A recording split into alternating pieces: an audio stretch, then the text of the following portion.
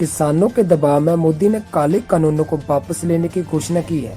आजादी के बाद ये दूसरा बड़ा आंदोलन है जिसे 700 किसानों ने जान की कुर्बानी दी है।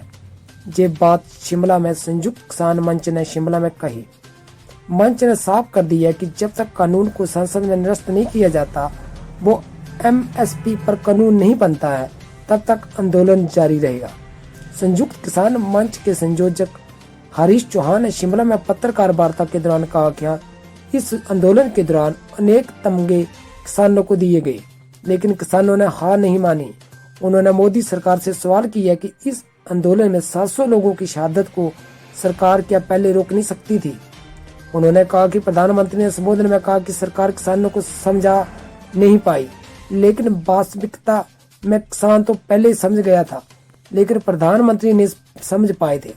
उन्होंने कहा कि प्रधानमंत्री के समझने के बाद अब प्रदेश के मुख्यमंत्री की बारी है।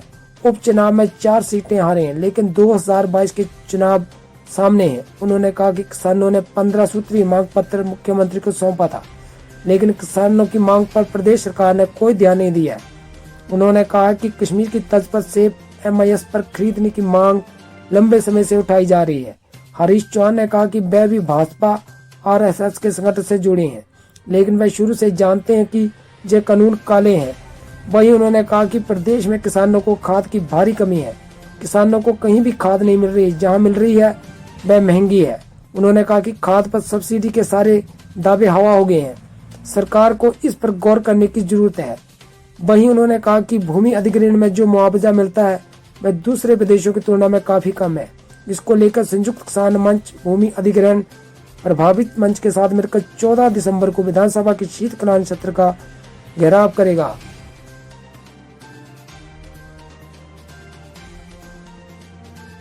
संयुक्त किसान मंच ने आज एक तो देश के किसानों को इस जीत के लिए बधाई देनी थी और हिमाचल प्रदेश के किसानों बागवानों को भी बधाई देनी थी। सब पूरे देश में जो एक ये 3 काले कानून आए थे, उन पूरे कानूनों को जो है आज पिछले कल जो है गुरु महाराज जी के प्रकाश दिवस के उपलक्ष्य में जो है भारत सरकार ने विड्रॉ किया है। एक किसानों बागवानों की बहुत बड़ी जीत हुई है।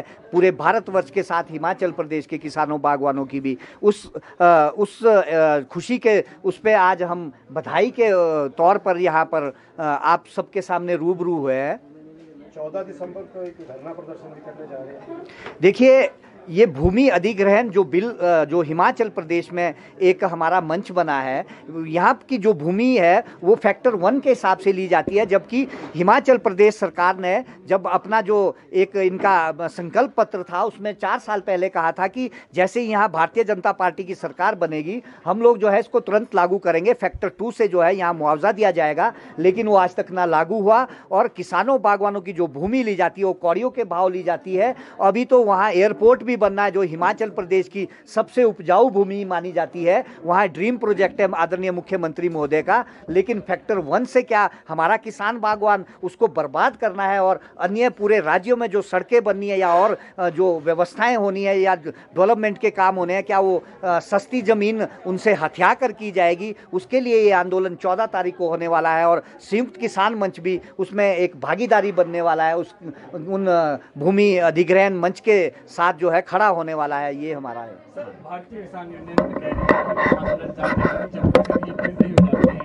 हिमाचल प्रदेश में भी आपकी तरफ से जो ये आंदोलन चल रहा है, आगे भी चलता रहेगा जब तक जो एमएसपी की बात की जा रही है कि एमएसपी पे बात की जाए। केंद्र सरकार को ये कह रहे हैं किसान पर। देखिए, ऐसा है, वो भारतीय किसान यूनियन का जो निर्णय है वो बिल्कुल बढ़िया निर्णय है। जब तक ब्लैक एंड व्हाइट में कहीं नहीं आएगा तब तक बात नहीं बनेगी। एक, क्योंकि भारत के किसानों को जो है इस सरकार के ऊपर भरोसा नहीं रहा है। 11 बार दौर की बातचीत के बाद भी जो कोई समाधान नहीं निकला। एक, हिमाचल प्रदेश की जो बात आपने की, संयुक्त किसान मंच हिमाचल प्रदेश में एमआईएस के लिए लड़ता रहेगा, एमएसपी के लिए लड़ता रहेगा। क्योंकि हिमाचल प्रदेश में 2 तरह के एक हुआ है, एमएसपी सभी उत्पादों के लिए और एमआईएस जो है सेब के लिए कश्मीर के तर्ज पर। और हिमाचल सरकार के साथ तो लगातार लड़ते रहे, क्योंकि हमें तो अभी बुलाया भी नहीं है। वहां तो पहले ही 11 बार बुलाए और अब जो है ये कानून निरस्त भी कर लिए। लेकिन हिमाचल प्रदेश में तो सरकार ने 3 महीने से अभी तक बुलाने की भी कोशिश नहीं की है। ये हमारा मानना है। खाद की कमी के बारे में भी आप बोल रहे थे, क्या है वो? देखिए, ऐसा है,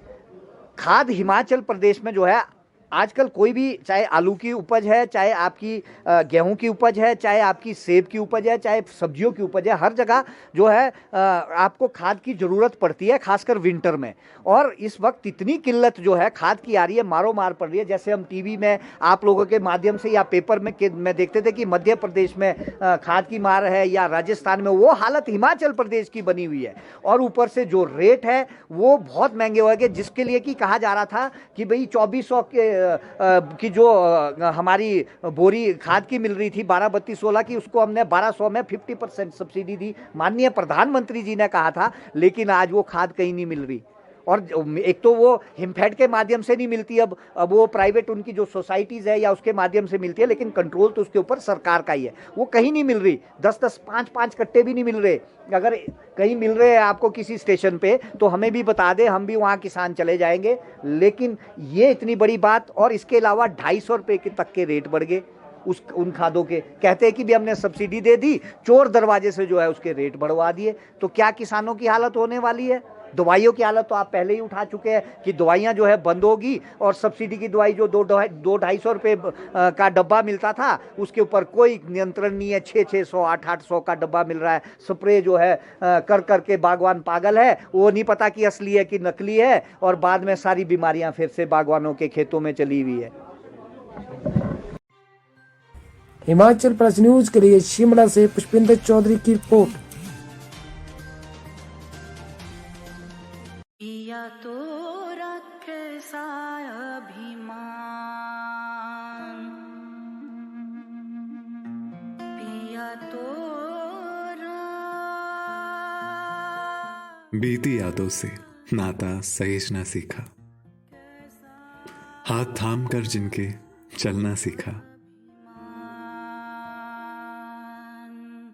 गिरने लगती जब तो उनसे संभलना सीखा, पिया तो रखे सा अभिमान, उनकी डांट से खुद को तराशना सीखा, पिया तो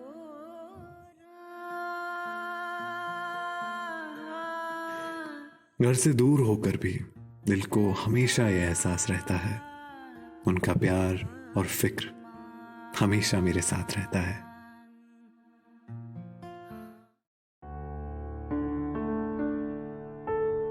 भूषण ज्वेलर्स, अनमोल रिश्तों के लिए।